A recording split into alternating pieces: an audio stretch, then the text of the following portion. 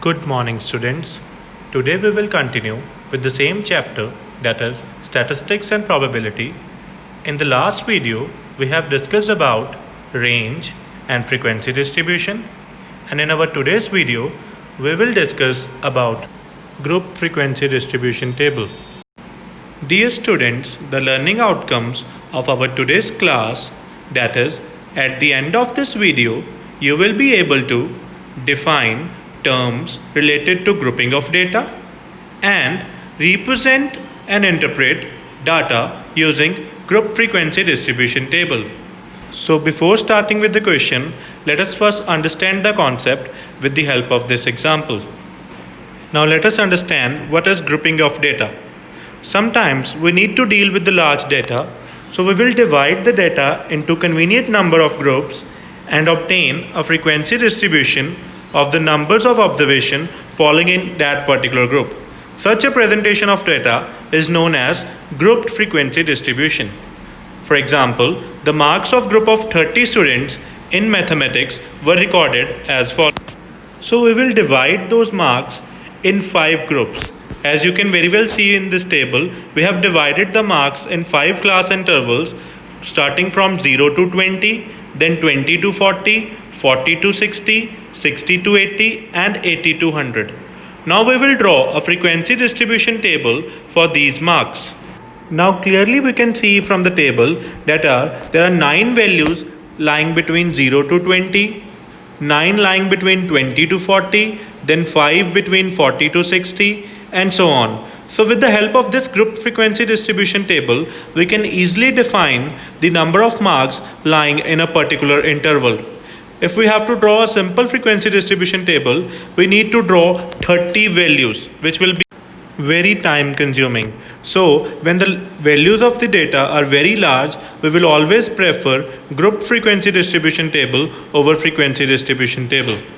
Now, class marks of the particular interval can be defined as upper limit plus lower limit divided by 2. Similarly, we can find the class size of the interval as upper limit minus lower limit. For example, we need to find the class mark and class size of the interval 20 to 40. The class marks will be given by upper limit plus lower limit, that is 40 plus 20 divided by 2 comes out to be 30.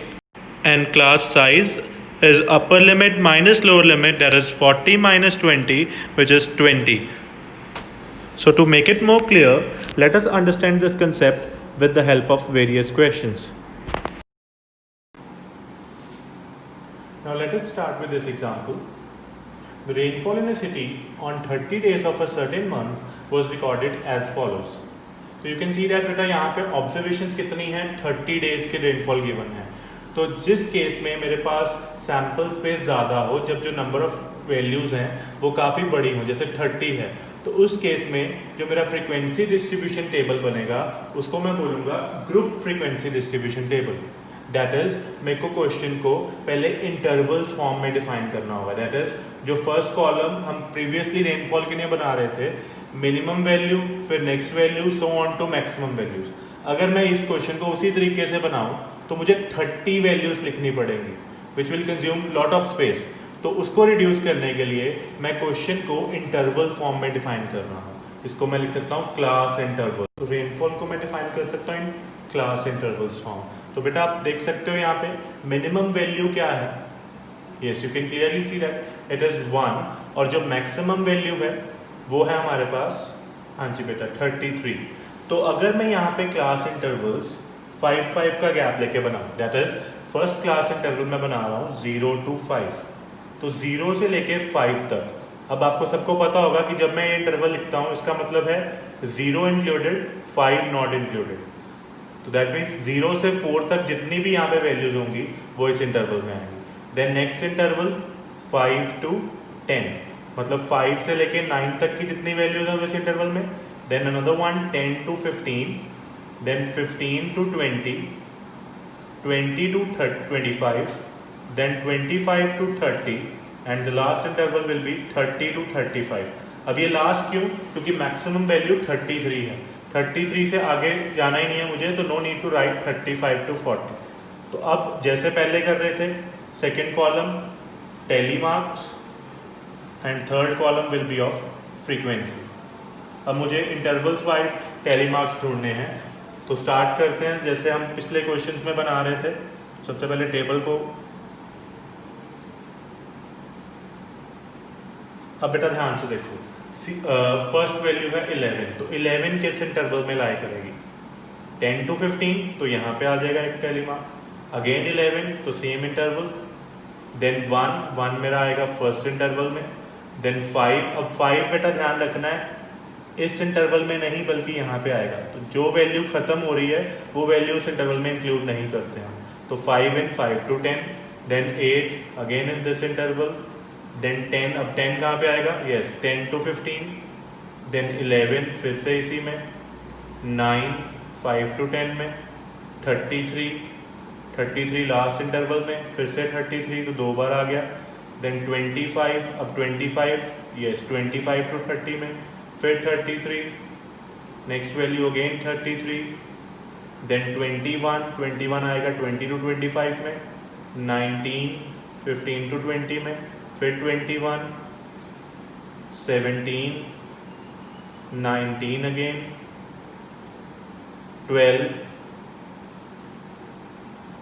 Then 17 और फिर से 12, 17 again, 19, 33, 25, 21, 1 फिर से first interval, 5 second interval, 8 again second interval and 5 again in second interval.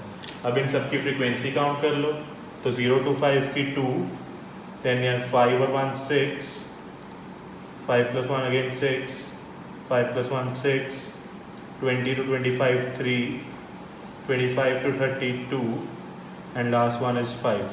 तो इसका total check करो, 30 आना चाहिए. तो you can check it. 2 plus 6 8, 8 plus 6 14, 20, 23, 25 and 5 30. That means जो टेबल बनाया वो ठीक बनाया.